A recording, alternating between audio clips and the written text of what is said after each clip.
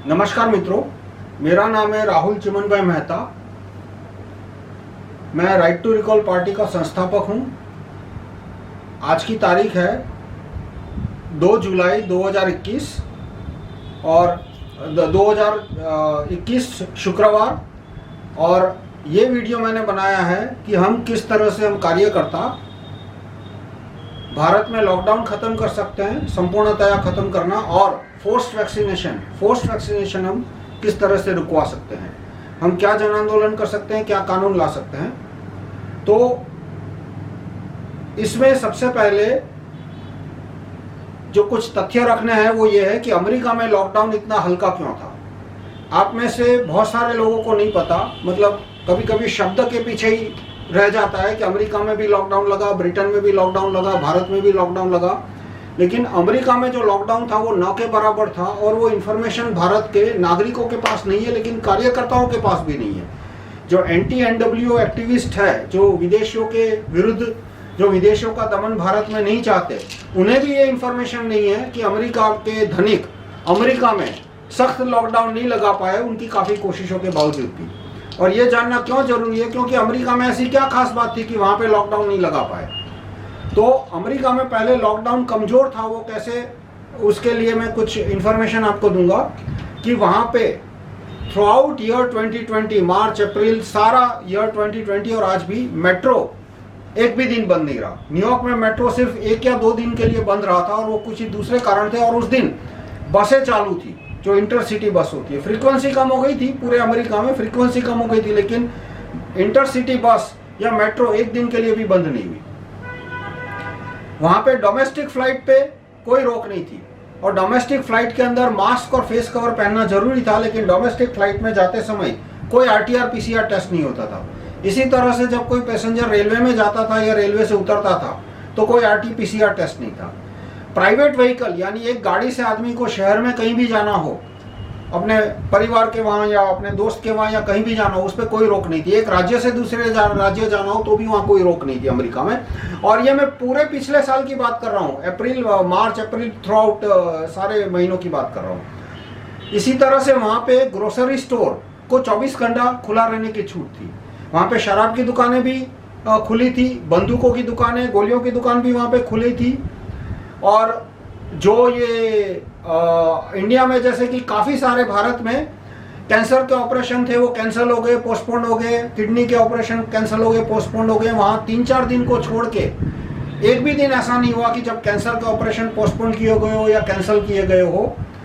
तो इस तरह से वहाँ पे क्या क्या बंद था, जिम बंद थे, मॉल बंद थे, थिएटर बंद थे, फिर ये ऑफिसों को, काफ़ी सारी ऑफिसें बंद थी, लेकिन बहुत सारी फैक्ट्रियां चालू रही। अलग अलग राज्यों ने अलग अलग कानून बनाए थे। जैसे कैलिफोर्निया में काफ़ी फैक्ट्रियां बंद थी, लेकिन अधिकतर राज्यों में फैक्ट्रियों के ऊपर ज़्यादा रोक टोक नहीं लगाई थी, यानी वहाँ पे जो जिन फैक्ट्रियों को उत्पादन करना था वो चालू रहा। फिर जो वहाँ पे मॉल या तो शॉप बंद हो गए, दुकान बंद हो गए, उसका असर कम क्यों पड़ा, क्योंकि अमेरिका में 1960 से लोग टेलीफोन से चीज़ें मंगाते थे। उसको मेल ऑर्डर शॉपिंग बोलते हैं या टेलीफोन शॉपिंग बोलते हैं। तो ये 1960 में ही वहाँ पे शुरू हो गया था, और 1995 में वहाँ पर इंटरनेट शॉपिंग शुरू हो गया था। और यूँ समझो कि 2005-2010 तक आते आते करीब करीब 60-70% अमेरिका वो इंटरनेट शॉपिंग करता था। इसलिए वहाँ पे जब लॉकडाउन हुआ और ये रिटेल स्टोर बंद किए, फिजिकल रिटेल स्टोर, तो रिटेल बिजनेस पे भी असर कम पड़ा।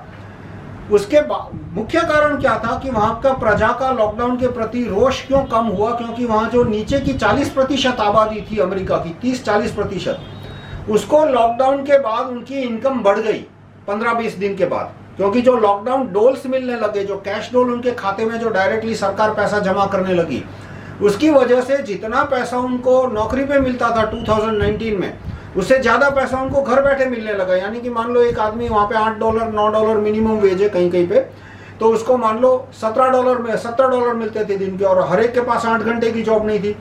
तो उसको वो प्लस उसके फैमिली मेंबर प्लस उसके मान लो कोई लड़का है जिसकी उम्र 14 से ऊपर है या 18 से, अलग अलग राज्यों में थोड़ा अलग अलग सिस्टम था, तो जितना पैसा मिलता था वो उसकी टोटल हस्बैंड वाइफ की कंबाइंड इनकम से ज़्यादा था। और जब जॉब होता है तो थोड़ा बहुत पैसा ये कम्यूट में और इधर उधर खर्च हो जाता है। प्लस वो घर पे थे, यानी बाहर खाने का जो खर्चा था वो भी कम हो गया। तो बहुत जो नीचे के 30-40% परिवार थे उनकी इनकम बढ़ गई, और ऊपर के 10% परिवार थे उनकी भी इनकम बढ़ गई, क्योंकि लॉकडाउन की वजह से जैसे अमेज़ॉन है, या तो अमेज़ॉन में काम करने वाले जो हाईली पेड प्रोफेशनल्स है, या तो अलग अलग कंपनियों में जो आईटी प्रोफेशनल्स वगैरह थे उनकी इनकम, फाइनेंस में जो लगे हुए थे उनकी इनकम भी बढ़ गई थी। और कुछ 10-15%, 20% पॉपुलेशन ऐसी थी जिसको कोई फर्क नहीं पड़ा, जिसको पेंशन की इनकम आती है तो उनको कोई फर्क नहीं पड़ता था। तो इस तरह से टोटल अमेरिका की जो 100% आबादी में से करीब करीब यूं समझो कि 40% जो बॉटम 40% थी उसकी इनकम बढ़ गई, टॉप 10% था उसकी इनकम बढ़ गई, और उसके बाद 20% है उसको कोई फर्क नहीं पड़ा। तो सिर्फ 20% आबादी की ही इनकम कम हुई थी वहां पे लॉकडाउन में, जबकि भारत में ऐसा नहीं था। भारत में ऊपर के 5% की इनकम काफी बढ़ गई लॉकडाउन की वजह से, पर बाकी जो 95% था उसमें से उसके बाद नीचे 10-1% होगा जिसकी इनकम में कोई फर्क नहीं पड़ा लॉकडाउन की वजह से। पर भारत में कुल 70% आबादी ऐसी थी जिसकी लॉकडाउन की वजह से इनकम कम हो गई, 70-75%, और वो लॉकडाउन के विरोधी थे, फिर भी लॉकडाउन नहीं हटा पाए। तो अमेरिका में दूसरा है कि लॉकडाउन की वजह से जानें बहुत कम गई, क्योंकि वहां पे कैंसर का ऑपरेशन कोई पोस्टपोन नहीं हुआ, किडनी का ऑपरेशन पोस्टपोन नहीं हुआ, सारा ट्रैफिक चल रहा था। तो वहां जबकि यहाँ पे लॉकडाउन डाल दिया तो ट्रेन बंद कर दी, बस बंद कर दी, तो करोड़ों लेबर को पैदल जाना पड़ा अपने घर पे। 5 करोड़ कोई बोलता है, 5 करोड़ कोई बोलता है, 15 करोड़, भगवान जाने कितने, उसमें से रास्ते में ही बहुत लोग मर गए। आपने देखा होगा कि ट्रेन के नीचे कट गए। वो ट्रेन के रेल रोड पे क्यों चल रहे थे? क्योंकि जब सड़क पे चल रहे थे तो पुलिस उनकी पिटाई करती थी, क्योंकि पुलिस को ऑर्डर दिया था, पीएम और सीएम ने ऑर्डर दिया था कि पीटो उनको, वापस घर भेजो। तो उसकी वजह से वो ट्रेन पे चल रहे थे। और फिर वो पटरी पे क्यों सो गए? क्योंकि यदि ट्रेन में जो बीच का हिस्सा होता है वहां पे सांप की प्रोबेबिलिटी कम होती है, उसके आसपास जो झाड़ियां होती है वहां पे जंतु, सांप वो बहुत आते रहते हैं जो झाड़ियों के पास होती है, इसलिए वो पटरी पे सो गए। और आदमी बहुत थका हुआ हो तो ट्रेन की कितनी भी आवाज हो वो उठेगा नहीं, और उसकी वजह से काफी लेबर है वो ट्रेन की पटरी पे कट गए। और बाकी भी कुछ लोग थकान के मारे मर गए, कुछ लोग घर पहुंच गए तो वहां बीमार पड़ेंगे। तो इस तरह, और फिर मुझे जो थोड़ी इंफॉर्मेशन मिली कि कैंसर के आधे से ज्यादा ऑपरेशन है वो कैंसिल हो गए थे, कैंसर के। इसी तरह से किडनी के सारे ऑपरेशन कैंसिल हो गए, बहुत सारे, सारे नहीं, आधे आधे जितने। तो उसकी वजह से भी भारत में बहुत सारे लोग मर गए। तो और लॉकडाउन की वजह से कोरोना डेथ कम नहीं होती, वो मैं बाद में करूंगा। ये पूरा मुझे कोरोना पे ऊपर नहीं करना, लॉकडाउन के ऊपर रखना है। तो अमेरिका में लॉकडाउन क्यों चल गया? क्योंकि एक तो वहां पे कठोर लॉकडाउन था ही नहीं, दूसरा वहां पे लॉकडाउन की वजह से जान नहीं जा रही थी। जो 20-30% पॉपुलेशन था जिसको काफी बिजनेस लॉस गया, लेकिन वो 30% था। तो अब पहला सवाल आता है कि अमेरिका में लॉकडाउन, इतना मजबूत लॉकडाउन, वहां के धनिक रॉकफेलर, जॉर्ज सोरोस जो भी है, बिल गेट्स, वो वहां पे अमेरिका पे क्यों कड़ा लॉकडाउन नहीं थोप पाए जितना कड़ा लॉकडाउन वो भारत पे थोपने में कामयाब हुए? तो उसका और ये इंफॉर्मेशन, दो चीजें आपको सोचनी है कि एक तो अमेरिका में लॉकडाउन कमजोर क्यों था, और दूसरा कि वहां पे लोगों को पैसे मिल रहे थे, काफी लोगों को। तो वो तो कहेंगे तो नीचे के 30-40% की तो इनकम बढ़ गई। तो अमेरिका में लॉकडाउन कमजोर क्यों था? और लॉकडाउन काफी जल्दी खत्म हो गया वहां पे, अक्टूबर के आसपास वहां पे लॉकडाउन करीब करीब खत्म हो गया था। फिर अमेरिका में ये मास्क के कानून भी काफी कमजोर थे। जैसे कि गाड़ी के अंदर, कभी अमेरिका में ये कानून नहीं रहा कि गाड़ी के अंदर सिर्फ 2 आदमी बैठेंगे। गाड़ी के अंदर पहले ही दिन से 4-5 आदमी को बिठाने की छूट थी। गाड़ी के अंदर मास्क पहनने पे कोई कानून नहीं था, मतलब सरकार ने एडवाइजरी इशू की थी कि भाई मास्क पहनो, पर मास्क नहीं पहना है। मान लो गाड़ी में 5 लोग हैं और 5 में से किसी ने मास्क नहीं पहना, तो पेनल्टी के लिए कोई कानून नहीं था। फिर इसी तरह से वहां पे लॉकडाउन के दौरान आदमी को घर के बाहर सड़क पे घूमने जाना हो तो छूट थी। पार्क बंद कर दिए थे काफी राज्यों में, गार्डन बंद हो गए थे, लेकिन सड़क पे उसको जॉगिंग करना है, वॉकिंग करना है, उस पर कोई रोक नहीं थी। तो एक क्वेश्चन, आपको 2 क्वेश्चन पूछने हैं कि अमेरिका में लॉकडाउन कमजोर क्यों था। दूसरी बात, ये जो कथित एंटी-एनडीडब्ल्यू लोग हैं, जो कि फर्जी है, जैसे डेविड ईक है, वो सर से पांव तक फर्जी है। कोई बोटार करके है, वो भी फर्जी है। शिवा एयरदुराई है, वो भी फर्जी आदमी है। भारत के लिए, वो अमेरिका के लिए अच्छा हो सकते हैं, वो तीनों सब अमेरिका के लिए अच्छे हो गए। और भारत में जो है, जैसे विश्वरूप रॉय गांधी है या तरुण गांधी है, या वो गांधी है, मैं बाद में बताऊंगा वो क्यों मैं उन्हें गांधी बोलता हूं। और ये अवेकन इंडिया मूवमेंट का वेबसाइट का जो मालिक है, उसने ये इंफॉर्मेशन आपको क्यों नहीं दी अभी तक कि अमेरिका में लॉकडाउन कमजोर था। मेरे पुराने वीडियो जो है उसमें भी ये मैंने रिपीट किया है कि अमेरिका में लॉकडाउन कमजोर है। फेसबुक पे मेरे आर्टिकल बहुत सारे हैं जिसमें मैंने लिखा है कि अमेरिका में लॉकडाउन कमजोर है। मैं काफी मतलब अप्रैल मई महीने से, पिछले साल से ही कार्यकर्ताओं को ये इंफॉर्मेशन देने की कोशिश करता हूं कि अमेरिका में लॉकडाउन कमजोर क्यों है। लेकिन अब आपको ये भी सोचना है कि इतने सारे जो कथित एंटी एनडब्ल्यू है वो स्पॉन्सर्ड ऑपोजिशन है, सबके सब। जैसे अवेकन इंडिया मूवमेंट.com का जो मालिक है वो 100% पेड ऑपोजिशन है, स्पॉन्सर्ड ऑपोजिशन है, कंट्रोल्ड ऑपोजिशन है। वो क्या, तो उसने आप तक ये इंफॉर्मेशन क्यों नहीं पहुंचाई कि अमेरिका में लॉकडाउन कमजोर है, ताकि आपको कारणों के बारे में पता ना चले। आप ये सोचे ही नहीं कि अमेरिका में लॉकडाउन कमजोर क्यों है, बस ये बोल दिया अमेरिका में भी लॉकडाउन है, भारत में भी लॉकडाउन है। अब देखो डेमोन्स्ट्रेशन हो रहे हैं, जैसे लंदन में हो रहे हैं, बाकी यूरोप के देशों में, अमेरिका में नहीं हो रहे क्योंकि अमेरिका में लॉकडाउन ही नहीं है। कैसे क्यों डेमोन्स्ट्रेशन होंगे? तो ये सबसे बड़ी बात है कि वहां पे डेमोन्स्ट्रेशन के बिना लॉकडाउन खत्म हो गया। पहले तो लॉकडाउन था ही कमजोर, और वो भी जो थोड़ा बहुत था वो बिना डेमोन्स्ट्रेशन खत्म हो गया। तो अमेरिका में क्यों लॉकडाउन कमजोर था और बिना डेमोन्स्ट्रेशन लॉकडाउन खत्म हो गया, और भारत में अभी भी इतना तगड़ा लॉकडाउन है क्यों चल रहा है? दूसरा, अमेरिका में कहीं भी फोर्स वैक्सीनेशन नहीं है। आपने कुछ वीडियो देखे होंगे जहां पे पुलिस वाले जबरदस्ती वैक्सीन लगा रहे हैं एक दो महिलाओं को। लिंक मैं नीचे अपने यूट्यूब के डिस्क्रिप्शन में छोड़ दूंगा।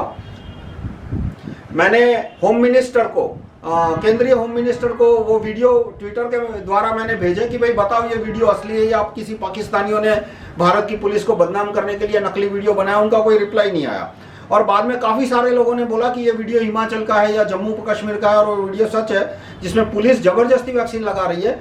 और बाकी भी आए दिन पुलिस वाले दुकानों में आके धमकाते रहते हैं कि भाई वैक्सीन लगाओ वरना दुकान नहीं खोलने देंगे, ये नहीं करने देंगे। और जितने सड़क पे जो चाय वगैरह बेचते हैं, चाय नाश्ता बेचते हैं सड़क पे, उनको भी बोला कि वैक्सीन नहीं लगाओगे तो हम तुम्हारा गल्ला उठा देंगे, ये वो। तो इस तरह से अमेरिका में कहीं भी फोर्स वैक्सीनेशन नहीं हो रहा। तो अब हम कारण पे आते हैं, दो चीजों के कारण कि ये डेविड ईक और रॉय चौधरी जैसे लोगों ने अब तक इंफॉर्मेशन क्यों नहीं पहुंचाई कि अमेरिका में कमजोर लॉकडाउन है। और ये अवेकन इंडिया.com का मालिक भी आपको नहीं बता रहा कि अमेरिका में क्यों लॉकडाउन है, अमेरिका में क्यों डेमोन्स्ट्रेशन नहीं हो रहे, क्योंकि बिना डेमोन्स्ट्रेशन ये लॉकडाउन खत्म हो गया। तो अब पहले आता हूं कि अमेरिका में लॉकडाउन कमजोर क्यों था और क्यों हटाना पड़ा लॉकडाउन को काफी जल्दी। मतलब अक्टूबर के आसपास ही वहां पे टेक्सास में तो स्टेडियम में गैदरिंग हुई थी 1 लाख लोगों की, 90,000 लोगों की, और कोई मास्क नहीं, कोई सोशल डिस्टेंसिंग नहीं, और सब मैच देख रहे थे। ये नवंबर की बात कर रहा हूं मैं। तो वहां लॉकडाउन कमजोर था क्योंकि वहां गवर्नर कठोर लॉकडाउन डाल नहीं पाए, और प्रेसिडेंट के हाथ में तो वैसे भी पावर नहीं थी कठोर लॉकडाउन डालने की।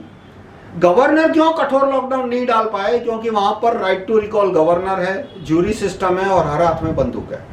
अमेरिका में कुछ 60-70% एडल्ट मेल पॉपुलेशन, मतलब 18 से ऊपर की, 18 और 65 मान लो, इस पॉपुलेशन में से कुछ 70% के पास बंदूकें हैं। पर वो कारण साइड में है। जो मुख्य बात थी वहां पे right to recall chief minister, right to recall governor का कानून है। इसलिए हर एक गवर्नर डर गया जब धनिकों ने उसको बोला कि भाई तुम भारत जितना कठोर लॉकडाउन डालो अमेरिका में, तो उन्होंने साफ साफ मना कर दिया कि ऐसा लॉकडाउन में डालूंगा तो 1 महीने में मैं रिकॉल हो जाऊंगा। और इसलिए एक हल्का फुल्का लॉकडाउन डाला कि सिर्फ ऑफिसें बंद कराई, मॉल बंद कराए, जिम बंद कराए। और दूसरा, अमेरिका में ज्यादा लोग कोरोना से मर रहे थे। भारत में शायद 2-3 लाख लोग मरे होंगे कोरोना से, 2020 की बात कर रहा हूं। लेकिन अमेरिका में कुछ 7 लाख लोगों की कोरोना से मृत्यु हुई है। और वो अब किससे, वो कोरोना के वीडियो में मैं डिस्कस करूंगा कि मृत्यु किससे हुई है। लेकिन वहां पे 7 लाख 6.5 लाख लोग ज्यादा मरे हैं। ज्यादा यानी कि पिछले साल अमेरिका में 2019 में 28 लाख लोग मरे थे, और इस साल 33 लाख लोग मरे हैं, 33,50,000 के आसपास। यानी कुल 5.5 लाख लोग ज्यादा मरे हैं, 6 लाख लोग वहां पे ज्यादा मरे हैं। और इस बार पिछले 2020 में ट्रैफिक में कम मरे, हत्याएं कम हुई है, तो वो सारा आंकड़ा आप ऐड करो तो आता है कि रोग वगैरह से, डिसीजेस से वहां पे कुछ 6-6.5 लाख लोग ज्यादा मरे हैं। मतलब पिछले साल 28 लाख, इस साल कुछ 33 लाख। तो इस तरह से वहां पे अमेरिका में काफी लोग मरे थे। इसलिए वहां पे ऑफिस वगैरह बंद रखने का एक अच्छा बहाना मिल गया गवर्नर को। वैसे बाद में यह भी साबित हुआ कि लॉकडाउन से कोई मृत्यु कम नहीं होते, पर वो एक दूसरा टॉपिक हो जाएगा। इस टॉपिक में मुझे ये डिस्कस करना है कि अमेरिका के गवर्नरों की हिम्मत क्यों नहीं हुई, मुख्यमंत्रियों की, कि कठोर लॉकडाउन डाले। तो उसका मुख्य कारण था राइट टू रिकॉल गवर्नर। अब यह बात मैं आज से कह रहा हूं, ऐसा नहीं है।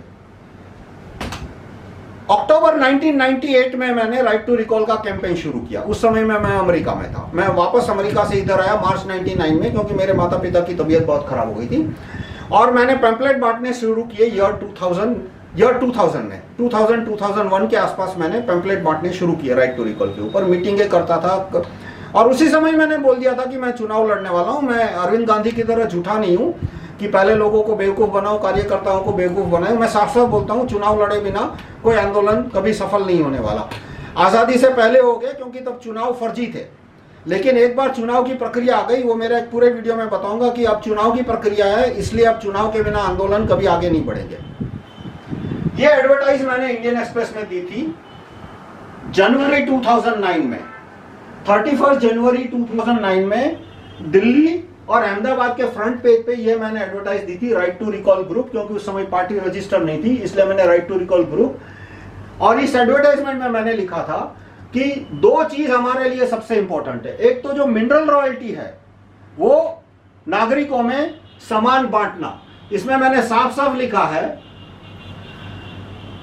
कि two main issue, enact administrative procedure to recall PM CM जजेस, give mineral royalties and land rent from government plots, example airport, directly to citizens and military। तो ये दो इंपॉर्टेंट एजेंडा उस समय भी थे, राइट टू रिकॉल और MRCM, मतलब mineral royalty directly to citizen. अब हम उसको धन वापसी पासबुक कहते हैं। और पूरे इसमें अलग अलग दूसरे कानून है कि उस समय जीएसटी नहीं था, एक्साइज और वो सब था। ये 2009 की बात कर रहा हूं मैं, 10 साल पहले। तो इसमें मैंने लिखा था कि ये सारे इनडायरेक्ट टैक्सेस हटा के एम्प्टी लैंड टैक्स डालने चाहिए। और काफी साल में काफी बार मैंने बोला है कि राजा यदि प्रजाधीन नहीं हुआ तो वो प्रजा को लूट लेगा, नागरिक राष्ट्र कमजोर हो जाएगा, राष्ट्र खत्म हो जाएगा। और ये बात दयानंदन सरस्वती ने सत्यार्थ प्रकाश में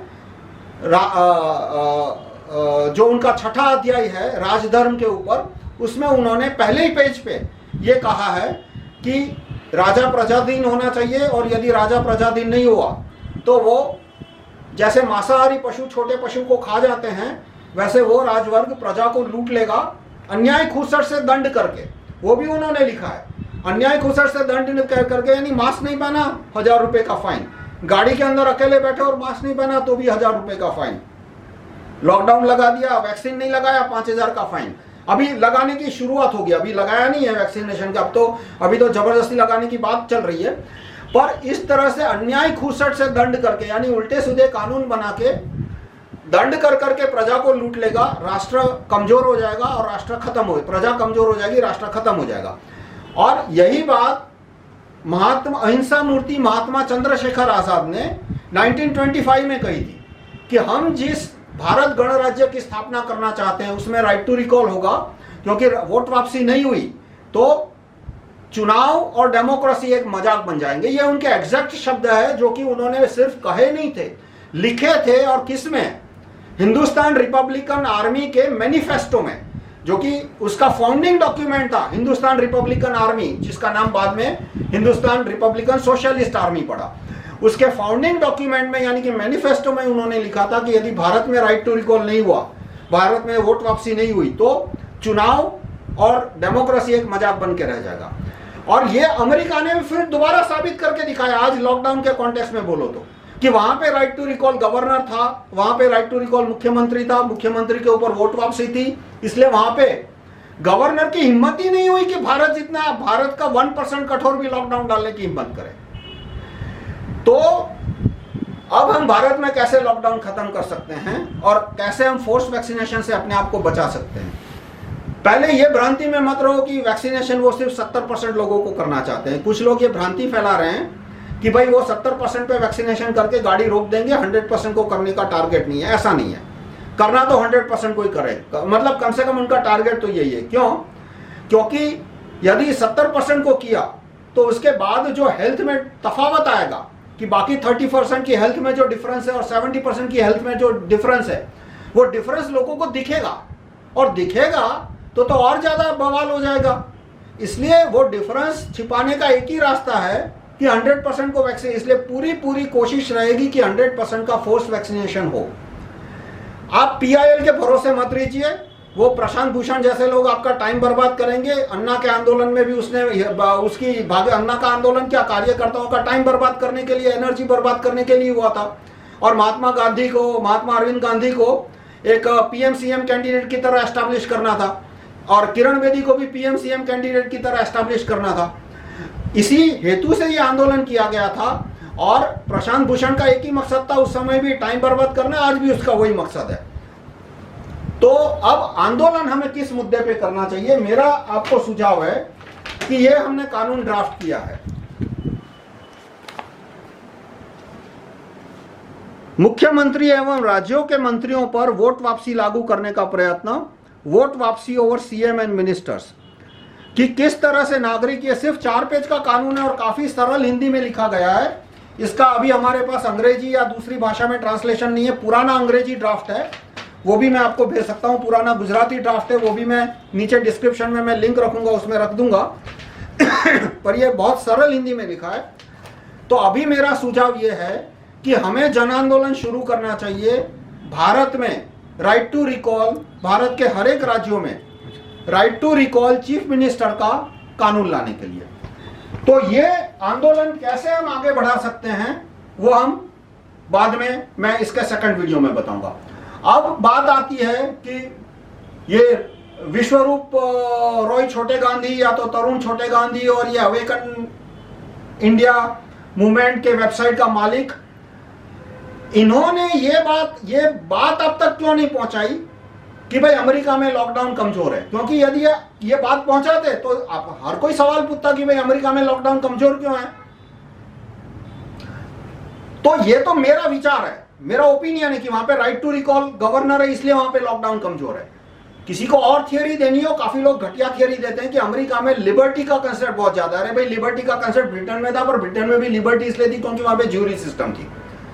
फिर वहां पे फंडामेंटल राइट्स है, और भाई हमारे कॉन्स्टिट्यूशन में भी फंडामेंटल राइट रखे हुए हैं, फिर भी जबरदस्ती वैक्सीन लग रही है ना। तो ये सब कागज में 2-4 इधर उधर वाक्य या दिमाग में ये विचार है। विचार का आधार लेने के लिए सरकार के अंदर कोई ठोस प्रक्रिया चाहिए, या तो आदमी के हाथ में बंदूक चाहिए। आदमी के हाथ में बंदूक हो तो सामने वाला उससे लिबर्टी से पेश आएगा, शराफत से पेश आएगा। अमेरिका की पुलिस क्यों जबरदस्ती वैक्सीनेट नहीं कर रही वहां के 30 करोड़ लोगों को, या तो वहां के 20 करोड़ एडल्ट पॉपुलेशन को? क्योंकि वहां 20 करोड़ में से 15 करोड़ के पास बंदूक है और बाकी 5 करोड़ 2 दिन के अंदर बंदूक खरीद सकते हैं। इसलिए अमेरिका की पुलिस मना कर देगी कि भाई हमको यदि तुम भेजोगे घर घर में वैक्सीन लेने के लिए और 2% लोगों का दिमाग भी घूम गया तो हमको वहीं पे भून डालेंगे। इसलिए अमेरिका में कि पुलिस है वो फोर्स वैक्सीनेशन को एग्री नहीं कर रही। और वहां पे दूसरा भी है कि वहां पे right to recall police commissioner है कि फोर्स वैक्सीनेशन की कोशिश की गई तो लोग पुलिस कमिश्नर को नौकरी से हटा देंगे। तो हम right to recall police commissioner, right to recall PM, ये सारा राइट टू रिकॉल पार्टी के एजेंडा में है। आज से नहीं है, 1998 से है, जब राइट टू रिकॉल पार्टी की स्थापना भी नहीं हुई थी और जब मैंने ये मूवमेंट शुरू की थी अक्टूबर 1998 में। पर अभी हमें एक ही चीज पे फोकस करना काफी है। अभी समस्या लॉकडाउन की है कि राइट टू रिकॉल CM आ जाता है तो लॉकडाउन हट जाएगा, क्योंकि अभी लॉकडाउन है वो CM के ऑर्डर पे हो रहा है। जैसे तेलंगाना में लॉकडाउन कमजोर है, क्यों कमजोर है?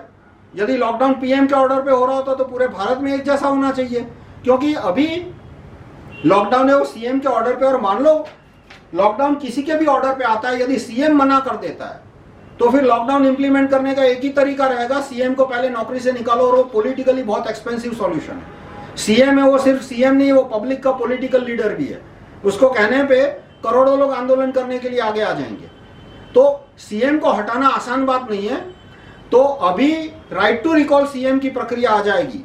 आप पहले देखिए भारत में लॉकडाउन, ये जो लोग कहते हैं NWO वाले, बिल गेट्स, जॉर्ज सोरोस, अरे भाई वो लोग तो भारत के बाहर है ना।